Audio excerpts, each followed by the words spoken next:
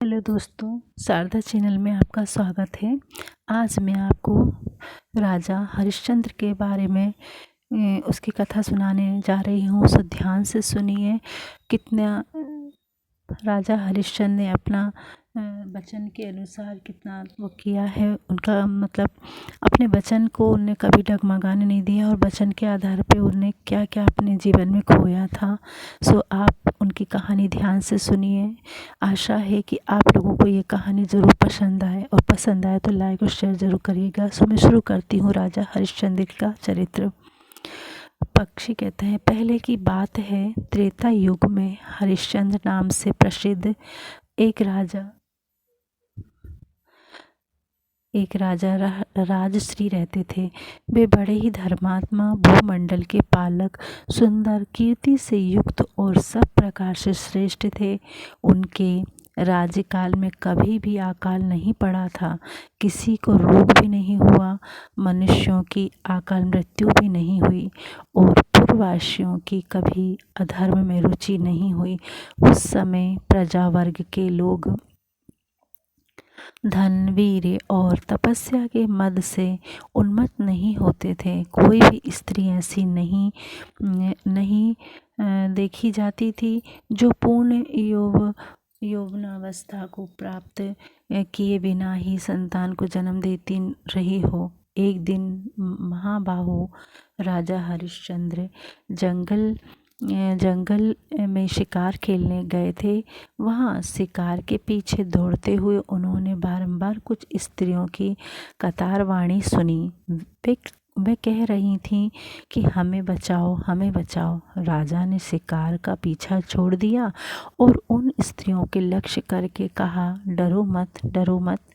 कौन ऐसा दुष्ट बुद्धि वाला पुरुष है जो मेरे शासन काल में भी ऐसा अन्याय करता है। यूं कहकर स्त्रियों के रोने के शब्द का अनुसरण करते हुए राजा उसी ओर चल दिए। इसी बीच में प्रत्येक कार्य के आरंभ में बाधा उपस्थित करने वाला राजकुमार रुद्रकुमार विद्रराज इस प्रकार सोचने लगा, ये महर्षि विश्वामित्र बड़े पराक्रमी हैं और अनुपम तपस्या का आश्रय लेकर उत्तम व्रत का पालन करते हुए उन भावादि विद्याओं का साधन करते हैं जो पहले इन्हें सिद्ध नहीं हो सकी हैं। ये महर्षि क्षमा, मौन तथा आत्म संयम पूर्वक जिन विद्याओं का साधन करते हैं, वे उनके भय से पीड़ित होकर यहाँ विलाप कर रही हैं।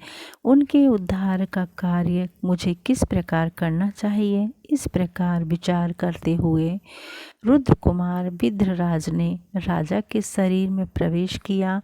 उनके आवेश से युक्त होने पर राजा ने क्रोधपूर्वक ये बात कही, यह कौन पापचारी मनुष्य है जो कपड़े की गठरी में अग्नि को बांध रहा है?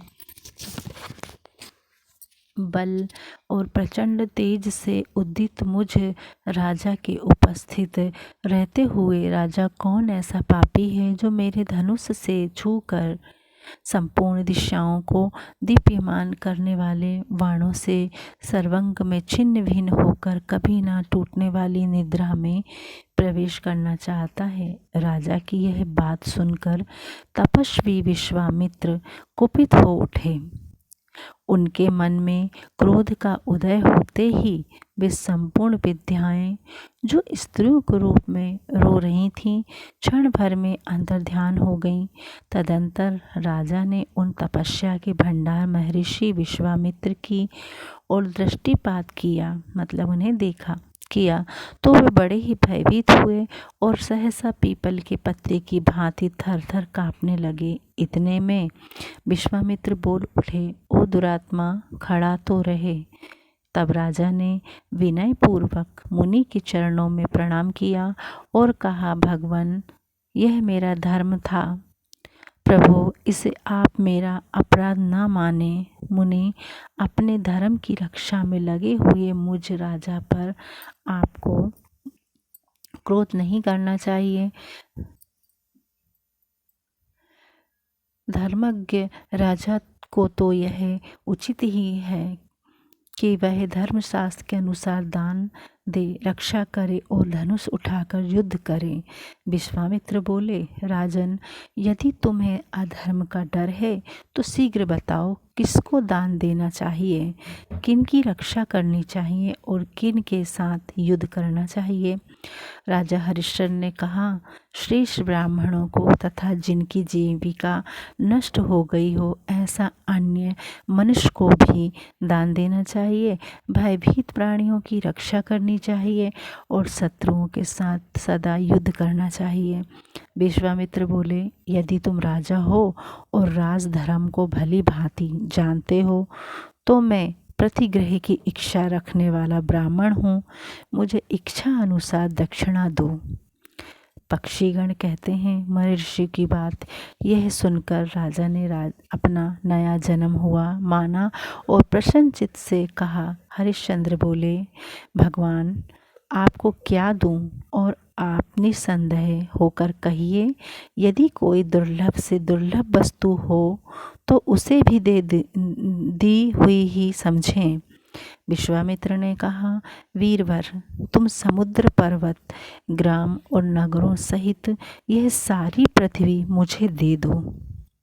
विश्वामित्र ने राजा हरिश्चंद्र से क्या कहा कि वीरवर, तुम समुद्र, पर्वत, ग्राम यानी गांव और नगरों सहित ये सारी पृथ्वी मुझे दे दो। रथ भी दे दो, घोड़े, हाथी, कोठार और खजाना सहित सारा राज्य भी मुझे समर्पित कर दो। इसके अतिरिक्त भी जो कुछ तुम्हारे पास है वह भी मुझे दे दो। केवल अपनी स्त्री, पुत्र और शरीर को अपने पास रख लो, साथ ही अपने धर्म को भी तुम ही रखो, क्योंकि वह सदा कर्ता के ही साथ रहता है। परलोक में जाने पर भी वह साथ जाता है धर्म, इसलिए मैं तुम्हारा धर्म नहीं लूँगा। मुनि का यह वचन सुनकर राजा ने प्रसन्नचित्त होकर तथास्तु कह दिया।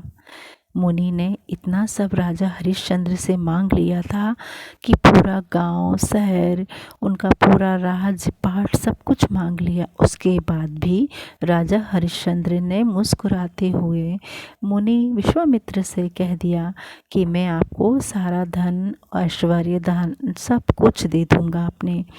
मुनि का यह वचन सुनकर राजा ने प्रसन्नचित्त होकर तथास्तु कह दिया कि मैं ये सब आपको दे दूंगा। हाथ जोड़कर उनकी आज्ञा स्वीकार कर ली। उस समय उनके मुख पर शोक न चिंता कोई भी नहीं था।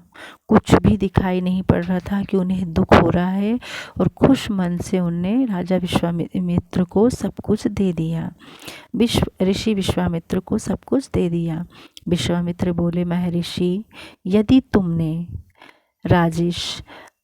तुमने अपना राज्य, पृथ्वी, सेना और धन आदि सर्वस्व मुझे समर्पित कर दिया तो मुझे तपस्वी के इस राज्य में रहते किसका प्रभुत्व रहा? हरिश्चंद्र ने कहा, महाब्रह्मण, मैंने जिस समय यह पृथ्वी दी है उसी समय आप मेरे भी स्वामी हो गए हैं। फिर आपके इस पृथ्वी के राजा होने की तो बात ही क्या है।